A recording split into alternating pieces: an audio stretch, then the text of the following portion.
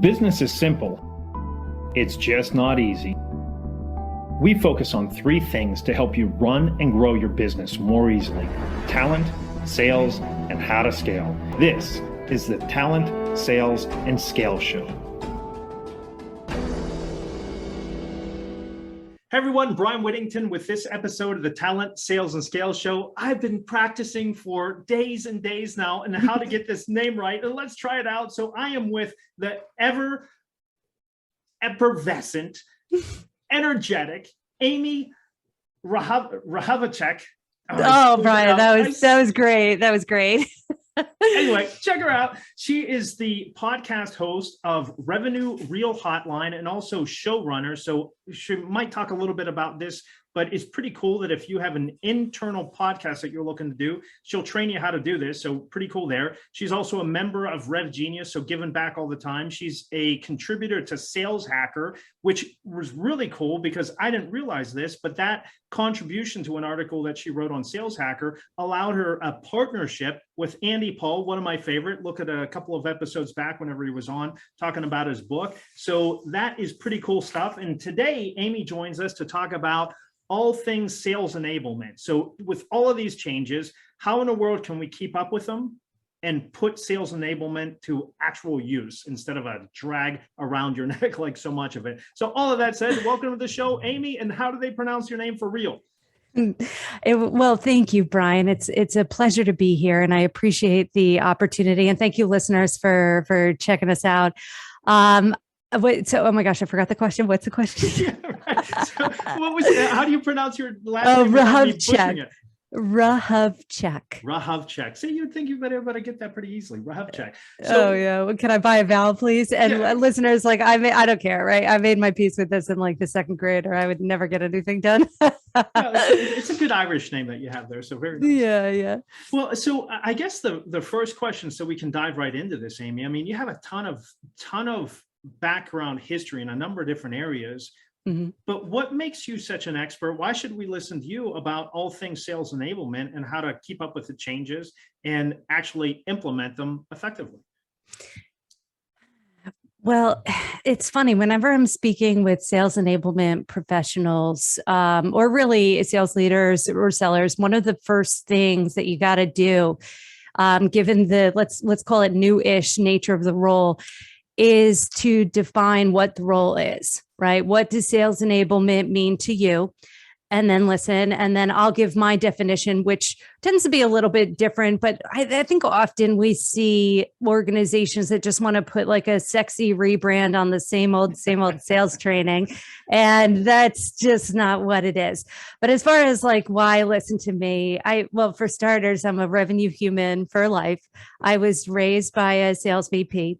There was a short stint in politics that I was going to be a lobbyist, actually, Bryan, which is the least trusted profession on the planet, only topped by sales. But anyway, I don't know what that says about my character, but then I sold for a decade, and finished really strong at Thomson Reuters, enterprise selling, top performer. I think that last year I hit my quota in February. And I won a company-wide award. Yeah, for the Spacha Award. But then I pivoted to sales enablement and built out 2 departments. And of course, my work with Andy Paul on the Sell Without Selling Out book launch, and now partnerships, I get to work with sellers and sales leaders of the most exquisite caliber every single day. And so why listen to me? I mean, I've made a ton of mistakes. And so I think that that's always a good place to be, is you don't necessarily have to make your own mistakes as long as you learn from those of others. But also I'm selling every day. To sell is human. And so I can feel anybody that's kind of going through these learning curves. And as you know, I'm on a mission to make the process of developing sales mastery just way more fun. I just don't think it has to be drudgery. And you have a cool New Jersey accent. I do have a cool New Jersey accent. I'm also currently sitting on the Jersey Shore. I could literally hear the waves from my chair right now. Well, I'm always envious of your pictures that you put up on LinkedIn with the ocean picture. So cool. Well, let's talk about defining that role, because too many people, they don't do that. They don't define what success is. So whenever you give the definition of here's what sales enablement is, why don't we start there? Because I mean, so many people just throw out everything. Oh, it's an infographic. Oh, it's a this, it's a that. It's a technology only. So why don't we start there with what's your definition of sales enablement? Yeah, I love it. I think that it's almost, for me, it's more a guiding ethos, right? I believe that the role of sales enablement is to represent the voice of the field and voice of the customer, and to empower these human beings, our corporate athletes, while they undertake one of the most stressful and demanding jobs in the organization, hard stop. And with the knowledge that when sellers win, everyone wins. And so I think another piece that's important, or that I like to highlight, is what falls under the scope of sales enablement and what does not. What does not, I think a lot of the operations, right? So like the tech stack, I mean, don't get me wrong, I've done my fair share of trainings for product launches, and also like, driving adoption for a new pipeline tracking tool. But I think that that's more RevOps. For me, I think it's the content that you're creating internally and externally, whether it's a training, an internal podcast, playbooks as a great example. It's also your processes, right? So I've got a green belt in process design. And so one of my favorite things to do is to look at what's the current state of what's happening right now, and to find those gaps and look for the opportunity areas. And then of course, the training and coaching, I think also falls squarely under sales enablement. And that, for the record, includes new manager coaching as well, which is a massive gap that I see on a lot of sales floors right now. Wow. Okay. So I wasn't considering that at all. So you're not talking sales enablement as necessarily being the technology side at all. You're saying, hey, that should live over in the RevOps side. You're really talking about content creation, training. I want to hit what an internal podcast is, because I've not heard of that terminology before. And you also talked about process, training, and coaching. I said training twice there, son of a gun. So let's hit the internal podcast. What exactly is that?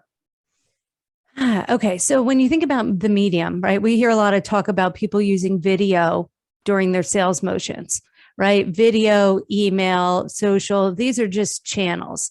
The podcast is a phenomenal channel to enable and empower the sales team.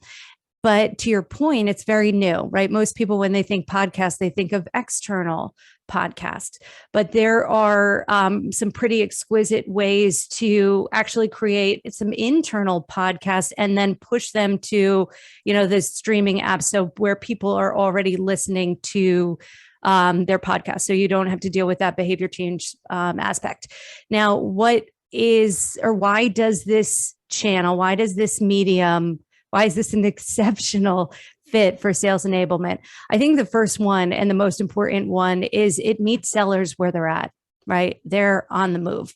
And it also untethers learning from sitting at your fucking computer. I don't know if you're allowed to curse on this show, but and so when you think about it from the be more inclusive or the neurodivergent, ADHD is one example, we have to be moving while we're learning. It's very difficult to consume and retain new information while you're sitting still. And so from that perspective, it's a win, but also the caliber of attention that you're able to get through the podcast.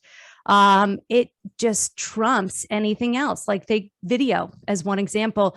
When you are watching a video on YouTube or in your sales enablement platform, be it HighSpot, Seismic, MindTickle, whatever, you probably, if you're like me, you've got a bunch of other tabs open and you're playing in Slack and you're checking emails as they come in. But when you're listening to a podcast, you tend to be, more into a routine. So you're walking the dog. You're driving the kids to school. You're, like doing dishes. I was just listening to your show, Bryan, doing some dishes. And so the caliber of attention that you get is a lot richer. And so the knowledge that you're able to push, I mean, it's stickier. And I think it's half the cost of video production. So that's like a win right there. And you're able to democratize the voices on the team. So let's say you're doing a conversation series with top performers or a best practices series. You're giving your people the opportunity to learn best from the group inside the organization, where most sellers actually learn the most from, and that is from their peers. So with that, I'm going to pause. No, I appreciate that. So this does not live in your LMS. You're suggesting that you do this through, just push it out to like a Spotify or something like that? Precisely. Okay. That's a choice, right? That an organization can make, but it's like all things with change, right? Sales is always changing. Are you? A lot of the learning platforms, even like outside of sales enablement, like a Degree, they weren't built to facilitate the podcast medium yet. Mm-hmm. The feature set really hasn't caught up yet. And so there's, that's a thing. But I think it's important also for an organization to look at how their content is being consumed right now, right? What percentage of your organization is already going to your learning platform to consume information? How frequently is that happening? Is the answer all the time. Exactly. And so in many ways, you can just bypass all of that at the beginning. But these are certainly conversations that we have during the planning phase of our projects and these internal podcast launches. Well, so here's another question. There's a couple of different ways that people learn. And mm-hmm. It seems like you and I learn through audio. So I cannot read a book. It goes in one eye and out the other, right? So I had to listen to Andy Paul's book on an audio book. I can do video, but I tend not to watch the video. I put it on 2X. I put a podcast on 2X. That way I consume information much more quickly, right? Right. So would it very much depend on how they consume content and how they learn as to whether or not an internal podcast would be good? Yeah, that's always a factor, but point of information, my learning style is actually reading long form. But as part of my ADHD, I'm hypersensitive. And we were joking around before the call about, it being a superpower. Really, what that means is that I'm more in tune than most to the sensory aspects around learning. And there's actually a funny story here, which we could decide whether or not to share. However, when you're able to engage more than one sense in the learning process, right? This is why taking notes is such a killer move, right? Think in ink, because if you're listening and then you're writing, or if you're reading and you're highlighting, you're seeing or you're hearing and you're also touching. And so there are certain things that you can do to drive that retention. But I think that there's also some shifts in like just learning trends that are a little bit different than let's say old school learning styles. For example, microlearning is another big one. Microlearning in that you cut your content. Why don't you define that a little bit? Because although that term's been around for maybe half decade or so, I don't think a lot of people even know about it. So can you hit what that means real quick? Sure. So it's funny because I actually just changed the format on my show to accommodate this. I've been thinking a lot about this one, friends. All right. So microlearning. It's the concept of, it's like, I like to match microlearning with real-time learning as well. So let's say I don't know, just left the city and moved down to the Jersey Shore, and I got a car, but I didn't get AAA yet. And I haven't owned a car in a long time, but I get a flat tire, right? Randomly, because I bought an old one and I don't have a car payment. But if I'm sitting on the side of the road with a flat tire, and without access to AAA, like I think we all know, I would really just call a tow truck, but just go with me, friends. I would, if it was light out and there was a lot of space on the side of the road and I was in a like adventurous mood, I would decide to try to change the tire. So what would I do in that moment?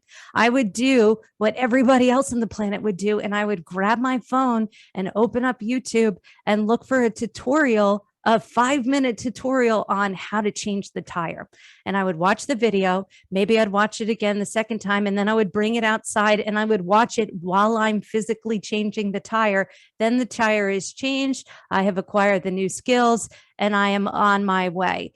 That is a micro learning opportunity. And so let's say in sales enablement, and we're doing a podcast series, and it's on like how to calm your nerves right before a big meeting, or how to prepare for a meeting once you schedule it. And so a 10-minute content item, just going through the exact things that that person needs to learn or wants to learn in that moment.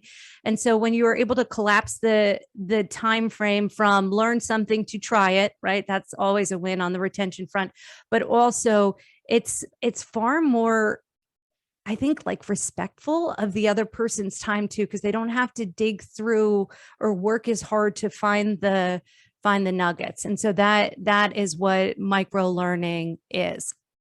Yeah. So micro learnings is kind of like the Reader's Digest, the abridged version, the highlighted bullet points. So whenever you go through it, you can go back to it pretty darn quickly.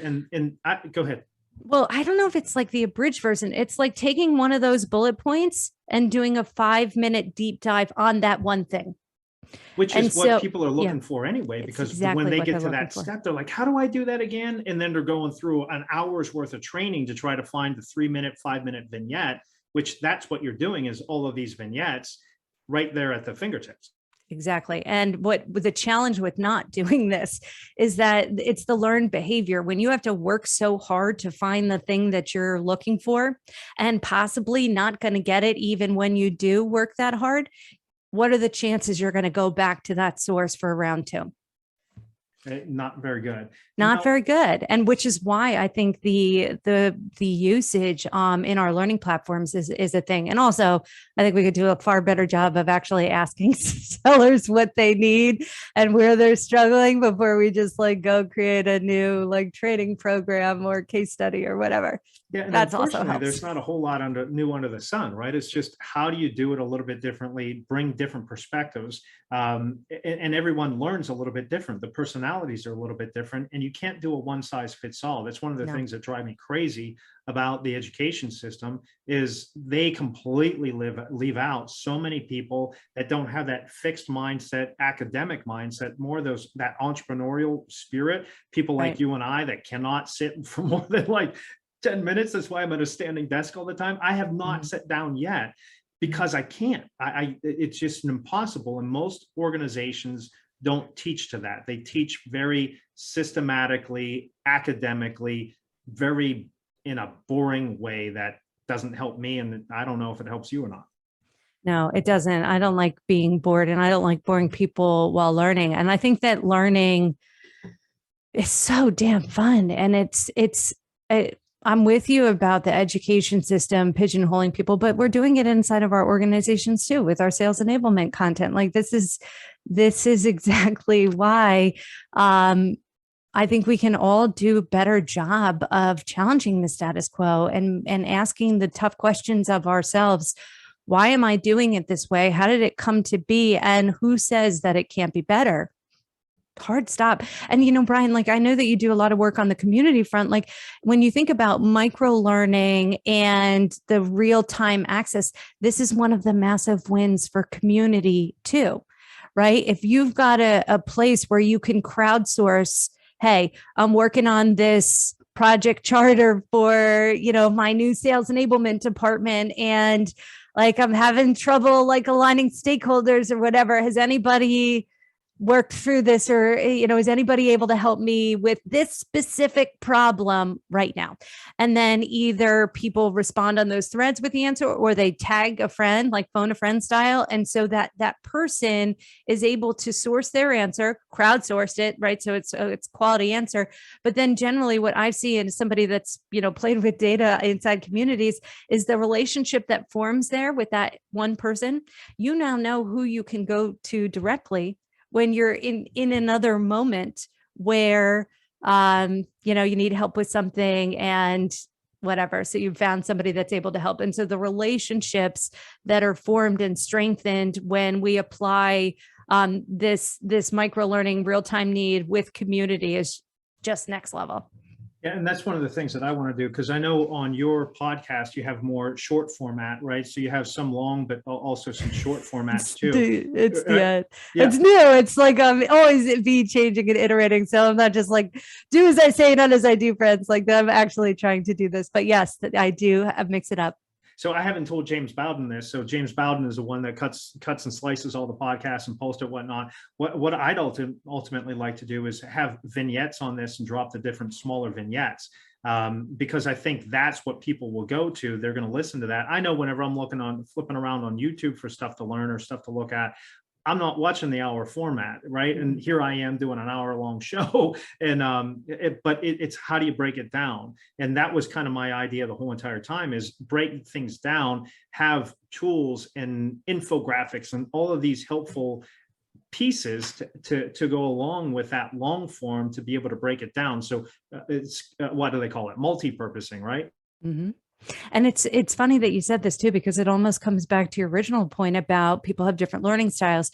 You can create like right now we're recording on video. This is going to be a podcast. You mentioned video a couple of times. I don't know if you have a YouTube channel, but you've got your transcripts that you can pull, and you can again repurpose just one piece of content in very simply or easily. We can create processes to do this, or outsource as needed, but it's not zero sum, I guess is what I'm trying to say.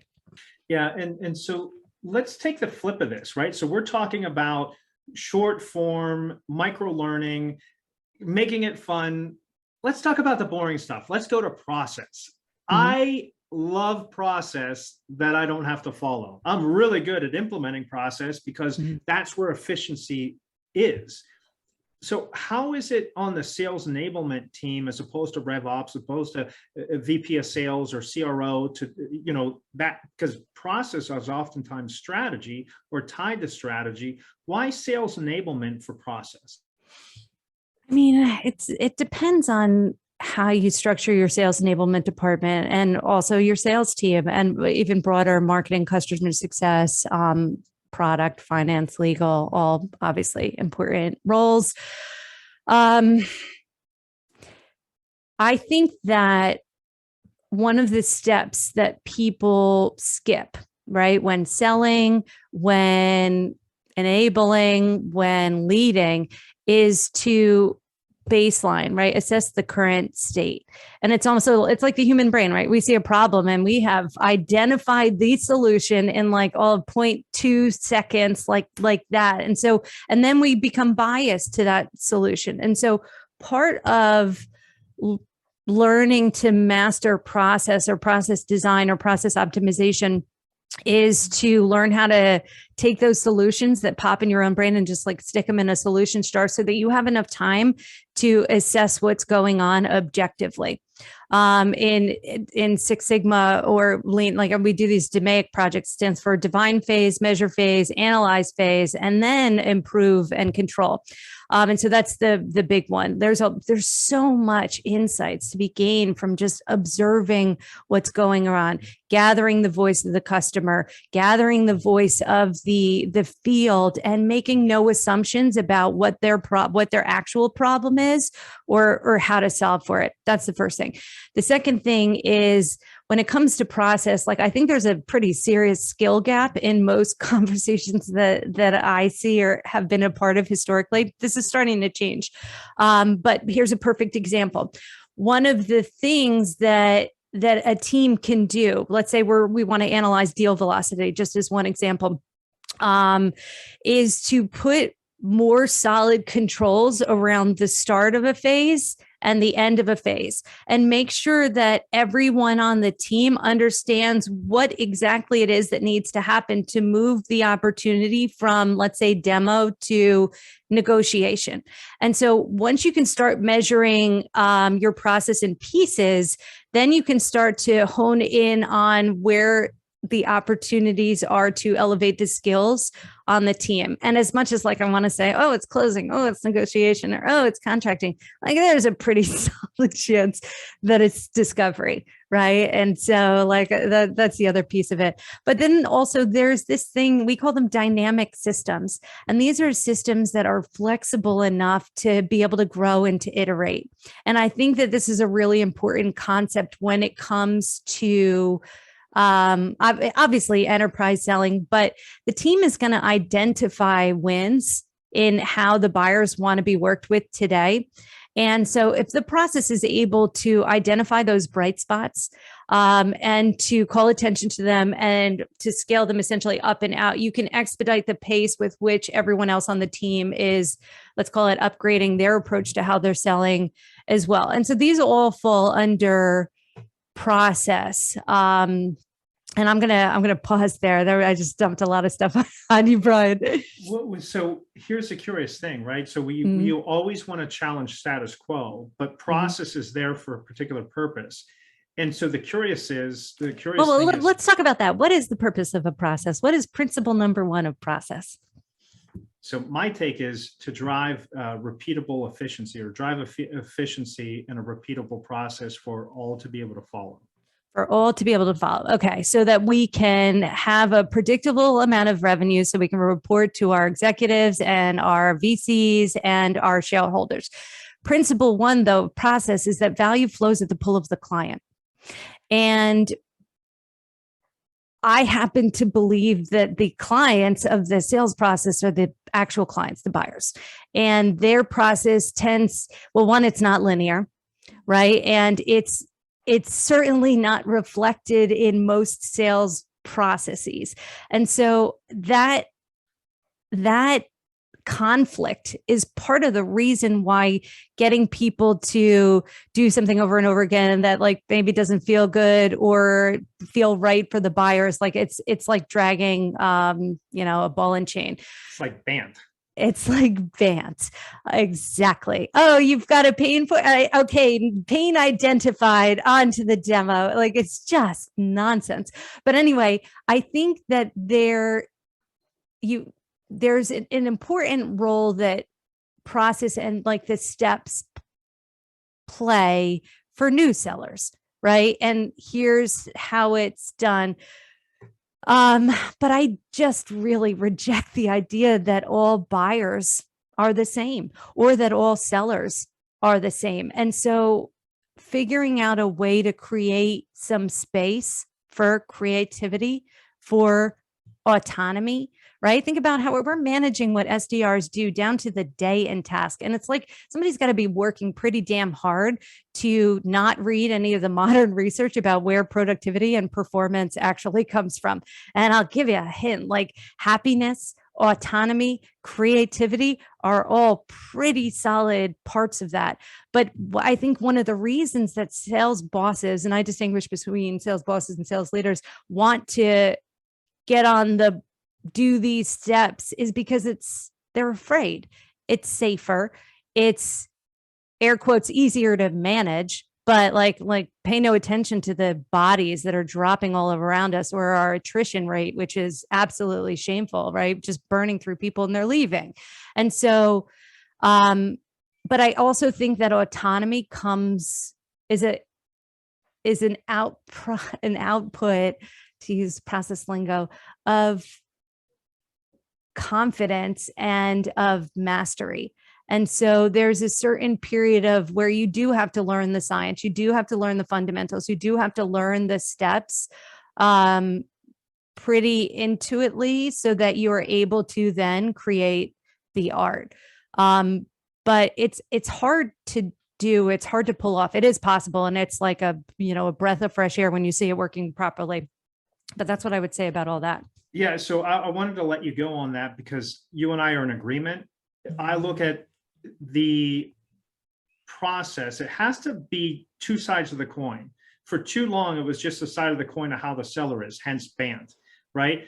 And I think we're finally getting to the point where in B2B sales, we're looking at more how B2C is doing it, where buyer's journey, that customer journey, is so vitally important. And so if you can have both sides of the coin as to align the seller's process with the buying process, because especially if you're, and I just made a post about this today, especially if you have more of a complex, difficult sale where they're not buying this thing all the time, so they maybe have never purchased it before.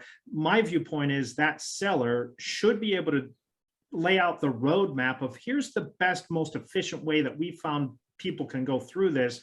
Let's work through this together to de-risk that purchase, de-risk that, you know, getting stuck in status quo and just putting up with it, which is where a lot of these sales are landing. So I look at the coin being on edge, and it really easy to flip one side or the other, but it has to have a both and of seller and buyer. So thoughts on that? Yeah. You know, it's funny. I'm reminded, well, one, you ever do one of those murder mystery dinners? I love that you said about risk. Like, do you know what I'm talking about? These, like you get a character or whatever, you go costume. Yep. Okay. So I'm writing one for Who Murdered the Deal. And likely the seller. Yeah, well, that's a great point. But it just to like help people in the ballroom, help people think through the risk that's posed on the human front from the buying team and those around the buying team. But anyway, it's an interesting thing when I think about process and enablement, because I think there's this like really like pervasive thinking that there's such a thing as a natural seller.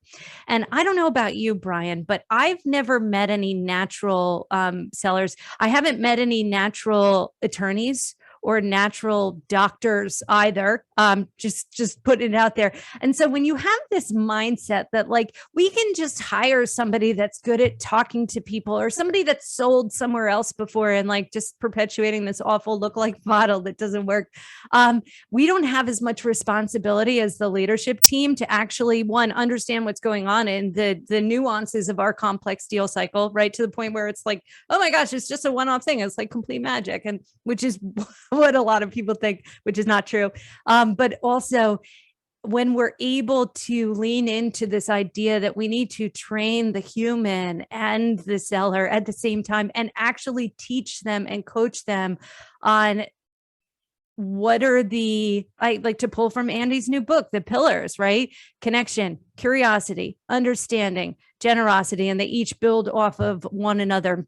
And so, but if I'm harboring this mindset that like, there's a thing as natural sellers, or that the nuance of these complex deals are just so one-off that there is nothing repeatable to be identified or derived from them, like studying them, then you stand zero chance of actually getting to a point where you've got a process that serves the buyer, serves the seller, right? Once again, when the seller wins, everybody wins, and as well as the organization. Which I think just right now, it's our processes are serving the company and like hard stop. And something that I learned from Andy, and you can go back and check his episode, it's episode 88. Okay. He talks about using those 4 pillars to get somebody to the point of satisficing.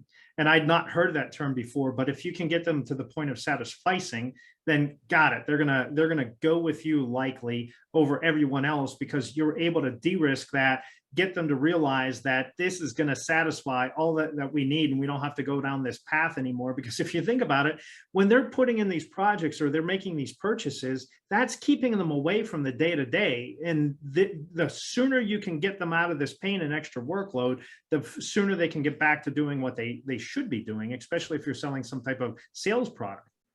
Yeah, I think every salesperson should spend time on a buying team.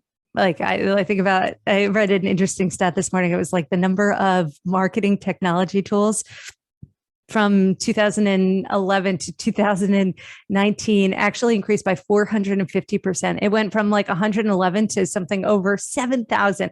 But anyway, so we're making all these purchases as sales teams. And I think that having a rotation of sellers on the purchasing team so that they can experience what this feels like and the risk and whatever. But anyway, I think you're spot on, Bryan. And what one thing I would add to that, and is that when Andy broke down the pillars, right, they build off of each other, right? Again, connection, curiosity, understanding, and generosity. Step one is to figure out how to connect, and good luck being able to, get like apply curiosity in a meaningful way if you haven't formed that connection, right? You can ask all the questions you want, but somebody does not need to answer them.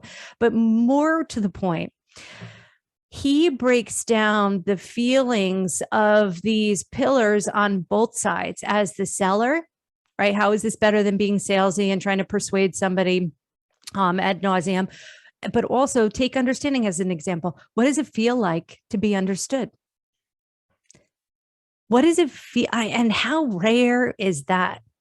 And so when you're, as a seller, are able to give your buyer the signals and the feels that come with, I understand what you're saying, right? On all fronts. And I feel your pain, whatever, not in a like wishy-washy way, but like true cognitive empathy.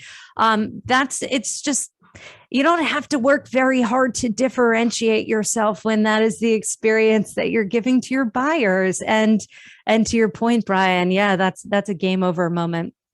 Yeah, and the reason that most people don't buy, or the reason that most people will leave you if they've purchased something from you and they leave you, is because they don't believe that you understand them. They don't believe that they understand your business model, and so that you don't understand their business or model. That you care, yeah, and more than about you hitting your number or your pipeline being full, like whatever, or your boss cares more than whatever. Yeah, I have this huge company. Everybody would know it. You're likely on it multiple times in a day or week, especially if you're in sales or marketing. And I told them that I'm not renewing a certain piece. And he didn't ask, oh, what did we do wrong or why? It was like, well, why not? What are you doing? What are you thinking? Right? It's like zero empathy, didn't care. And I was just so frustrated with them. Anyway, that's also, it assumes that you haven't done your own homework and like gone through the effort of, is this working and why and how? And like,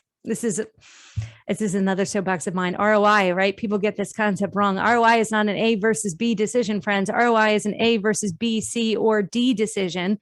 And so those dollars that Bryan is talking about, it's not just do I renew or do I not renew? It's where else can I spend those dollars or invest those dollars to yield a similar return.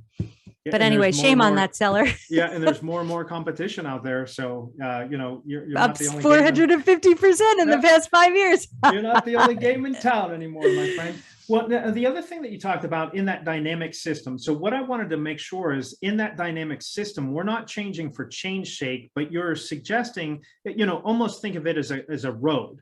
You have a lot of space on a road that you can utilize, but there are definite guide rails. So that's kind of what you're talking bumper about. Bowling, yeah. Yeah, that dynamics. And then anybody, whenever they look at engagement, whenever you look at an employee, anybody is looking for three things. They're looking for autonomy, self-mastery, right? They master what they're doing there. Not self-mastery, but mastery of that skill set of what their job is. And then the last thing is that what they do has meaning, that at the end of the day, that what they're doing is helping somebody to achieve something. So what they do counts, it matters. And if you can get those three things in that sales process, allowing that autonomy to come in and out, knowing the checkpoints to go through in that stage gate or phase gate management, it's not linear, like you pointed out. You might have to go fast forward and then revert back. And it's not just, oh, we must do all of this and then go to that. If you're doing that, you're going to lose out big time to a skilled salesperson that's helping to better understand that buyer and truly solving the problem with them to create co-create the solution that, oh, by the way, just happens to be this one that you sell. Mm-hmm. Well, damn said. I love the word co-create too. I use that one often. I know I don't hear it very often, Bryan. You just went up a couple notches on my cool chart. Sweet, I'm finally in the cool crowd. Well, can I add something to that though? Please. Like, okay, I'm talking to the sellers directly now, listeners. I'm a millennial. Right. I'm at the front end of that curve, but a millennial nonetheless. And so our generation, we were raised differently, like all generations. And there tends to be this belief that, how do I say this politely? You've already dropped the F-bomb. Learning. Yeah. Learn. Yeah. I'm from Jersey. I'm like one big explicit like stamp should just be on my forehead. Learning. I don't want to say paying your dues, but this is a hard business, right? And you got to do a lot of it, especially while you're learning. Like I highly encourage everybody to learn quickly, right? Do a lot of it quickly so that you like just kind of rip off the Band-Aid. You don't have to wallow in it, but mastery takes time. Competence takes time. And there are no damn shortcuts. And so I think that that's an important thing to keep in mind. Like, put your head down, do your job, take care of your people, take care of your buyers, take care of your teammates around you, and earn the right to operate in a more autonomous capacity, right? This assumes that we've done a good job of scoping the roles that we're in and like using tools like RepView and making decisions based on how we want to sell. And does this align with where I'm looking? But then the second piece of it is that like this idea of passion or like loving what you do. I heard a great podcast this weekend, and it talked about how passion is an output of mastery. And so I love, Bryan, how you brought it third. But I think that one of the things that's hard about this profession is that it feels less than, or could feel less than sometimes. And I empathize with that. However, nothing could be further from the truth. But again, to the point, like, put in the work, put in the hours, put in the practice, and work with what you're given, the fundamentals of the steps that you're given, and then learn how to iterate on your approach from there. And again, no skipping steps, patience, and of course, lean into the journey, right? Focus. The only competition that matters in this business is getting a little bit better than yesterday's version of yourself. Another hard stop. Yeah. So, and I always say, content with who you are, discontent to stay who you are, right? It's always looking, how can I be better today than I was yesterday, knowing today I have to improve even more, yet today being satisfied with who I am. And that's the real challenge. And it's curious, right? So if things are changing so much, it's really easy, especially in this tight labor market, to shortchange yourself, to only spend 4, 6, 8, 10 months as an SDR, BDR before you move into whatever next role it is. And I'm really going to encourage you. There was a person on one of the communities that I'm in, said, hey, I'm 5 months into this SDR role. I'm looking to become an AE. And I said, let me share something with you that you're not going to like. Stay put for 18 to 24 months. I mean, and sure enough, they left, right? They moved into that next role. And if you moved into that next role too quickly, fast is slow and slow is fast, it's going to slow you down. And if you have to go back because you were ineffective as that AE, especially now, the market has flattened out and they're talking about this looming recession. It's easy to take orders. It's hard to sell. And it's even harder to sell in a down market, which people haven't known for the last 12 years or so. And so they better strap in, buckle up, and get ready to learn, Andy Paul's way of selling and how to do this effectively. Go ahead. You had something. Yeah, no, it's funny. Andy and I were just talking about the recession. And what I love about the sell-in stuff is that it focuses on effectiveness, right? And obviously turning the human, but it's amazing how much damage you could do on, let's say a 5-point increase in your win rate at scale, like just for the revenue and for your bottom line. But a couple of things. There's actually an organization called SDR Defenders for a reason. And it totally depends on what organization a person is sitting in. Like that would be something that I would be very interested in sussing out before giving anybody any direction on that one. And I'll just leave that there. The second thing is that I was a full cycle AE the entire time, right? There was never a point in my career where someone was opening up opportunities for me, which sounds pretty lovely. And you're pointing at yourself, Bryan. I know you feel this too. And so I think that and don't get me wrong, I'm pretty squarely camp full cycle, but obviously the nature of the sale and the team, like whatever, there are factors that are worth considering. But that said, one of the reasons that I'm camp full cycle for the most part is one, because it does create this I don't know, it's almost like a sense of entitlement.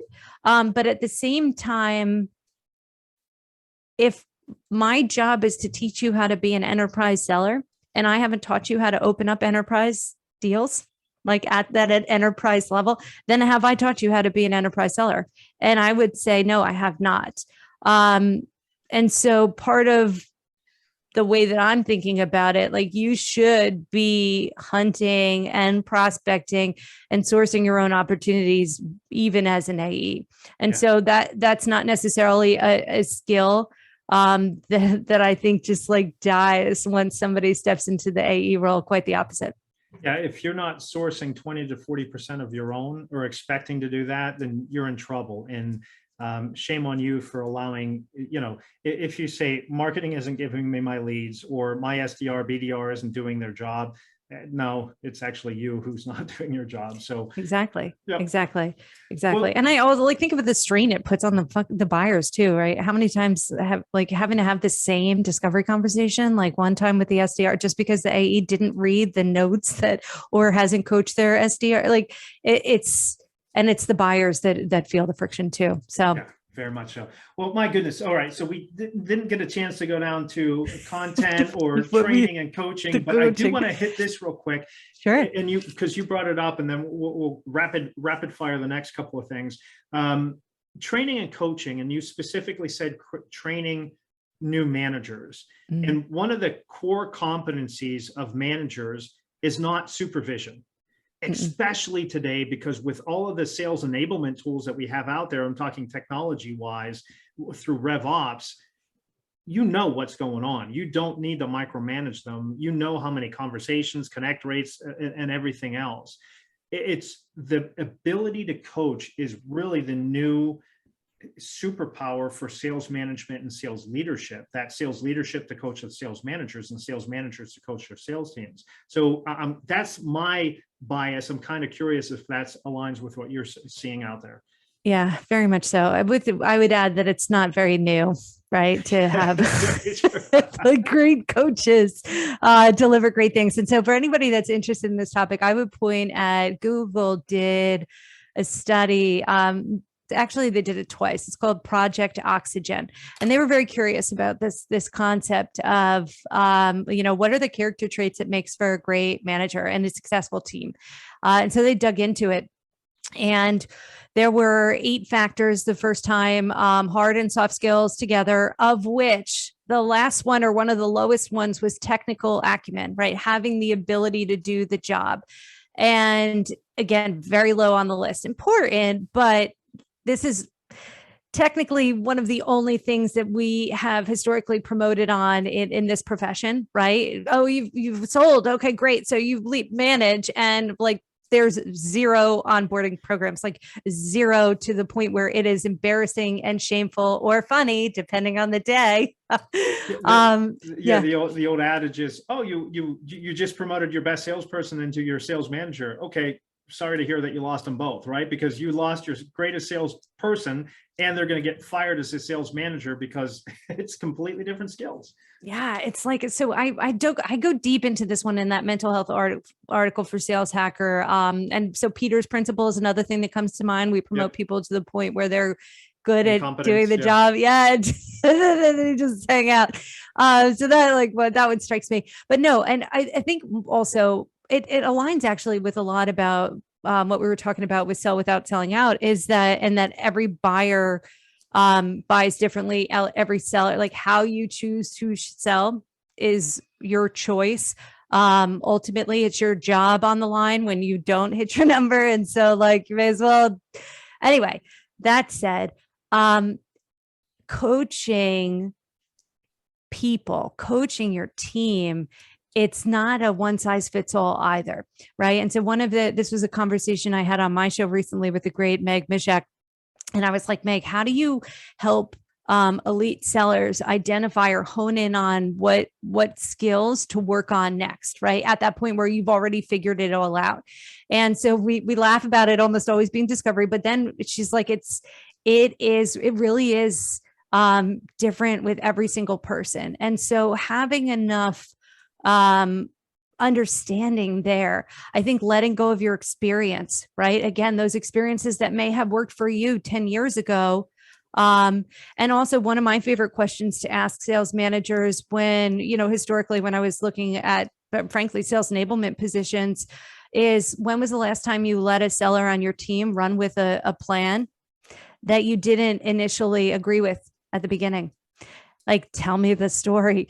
And so like, there's that vulnerability and courage piece to it as well. And then I think I'll even add to this, there's also a skill set around learning how to coach a team of people. Yeah.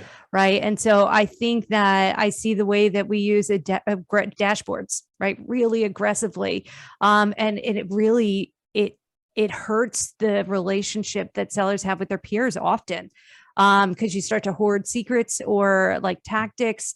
I did a post about this or commented on Amy Volas's post today. She was like, what's one of the worst pieces of advice you've ever gotten in your career? And this was one I was given as a seller, like, don't tell anybody this cool thing that you just figured out, just like nonsense.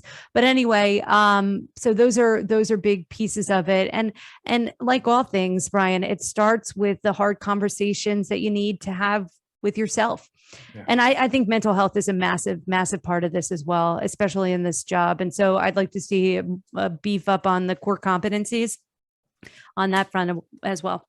Yeah. All right. So shoot, we're quickly running out of time here. So let's rapid fire these last couple of questions, but really enjoying the conversation, Amy. I can't thank you enough. So when you look at maybe an organization that's starting to implement sales enablement, what would you say the biggest challenges or mistakes that you see people make that we should avoid?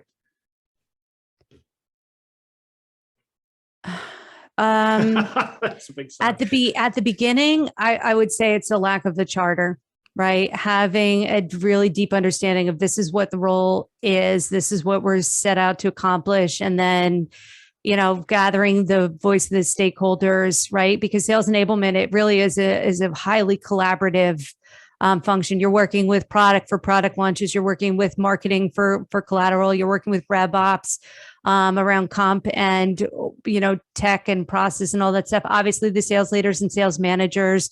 And so making sure that everybody's on the same page is one of the most important steps, and that absolutely cannot be skipped. And I think when it comes to like actually doing a training, the other thing that I would say is to do a little bit more work to dig into like what the actual problem is, right? It's very easy to just toss out as a sales leader or a sales boss to say like, we're struggling with like legal's a blocker. So let's do a training on contracting. Right. This is actually a thing that happened. But when I dug into it, it was actually the process, right? Our average turnaround time for contracting start to finish was like 6 months. 6 months. This is a process issue. And so it's very simple to get almost dragged into chasing after solving for symptoms. And definitely that does not move the needle at all. So those would be two things.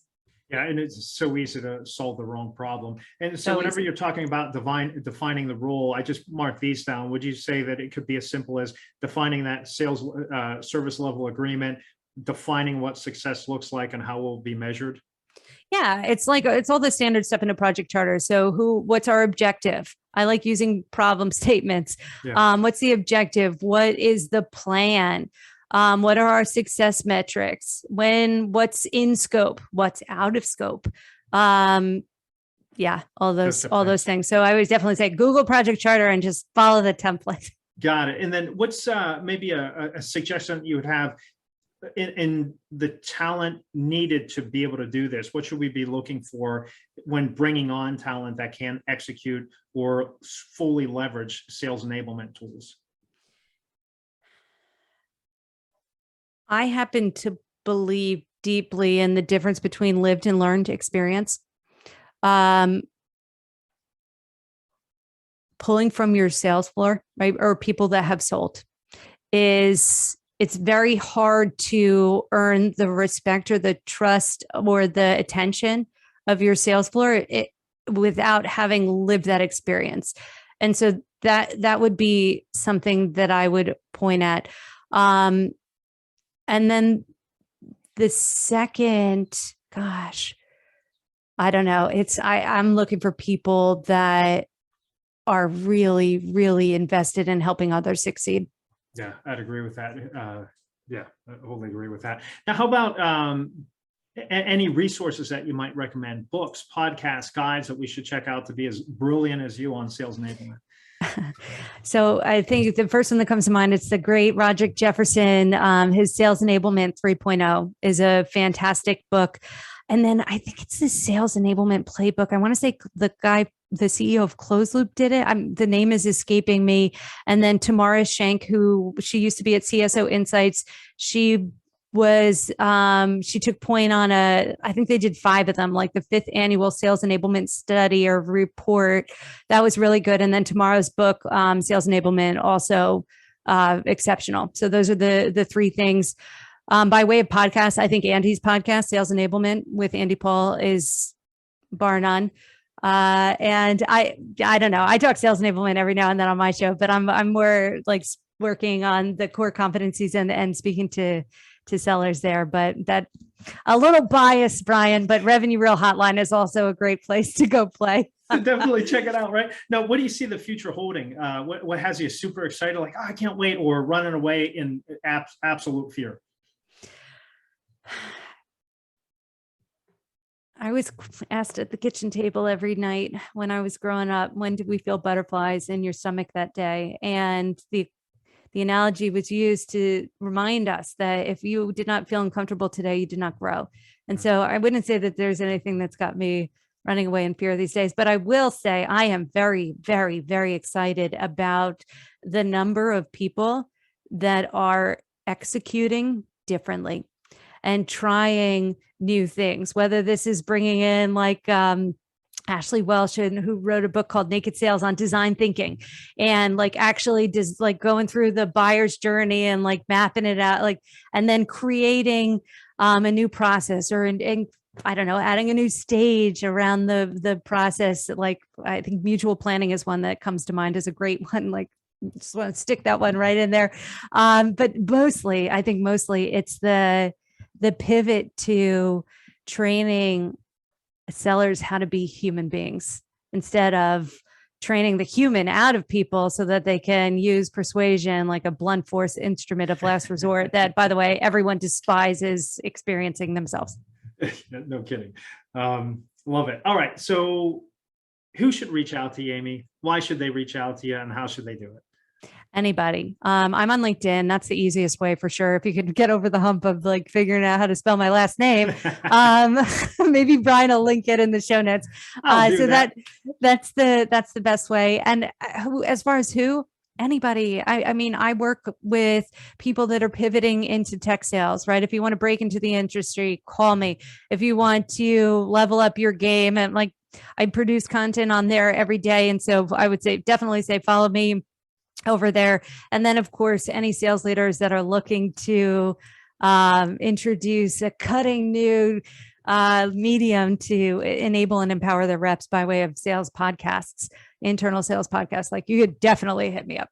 Nice. Well, I love it. All right. So let's sum this up here.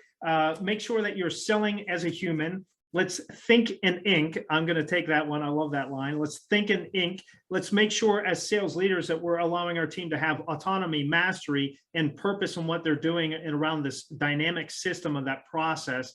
And then let's try out and reach out to Amy to try some internal podcasts. Sounds pretty cool. Hey, thanks, Amy, so much. Really appreciate it. Check her out. Hrehovcik. So you can check her out, Amy, on LinkedIn there, and check that out. Put that in the show notes. Share this, like it, shoot it out there on your Apple Podcasts and your Spotify. And we thank you as always. Put application to this. Learning for learning's sake is pointless. Learning for application's sake, come on, help the community thrive through entrepreneurship. See ya.